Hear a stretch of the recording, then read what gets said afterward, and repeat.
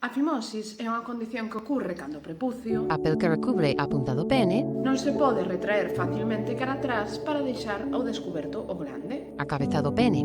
En bebés ou nenos pequenos isto é normal.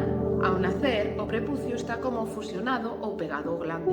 Na maioría das veces, isto desaparece co paso do tempo e sen necesidade de algún tratamento. Será, por tanto, na adolescencia cando se decida se esta circunstancia debe ser tratada ou non.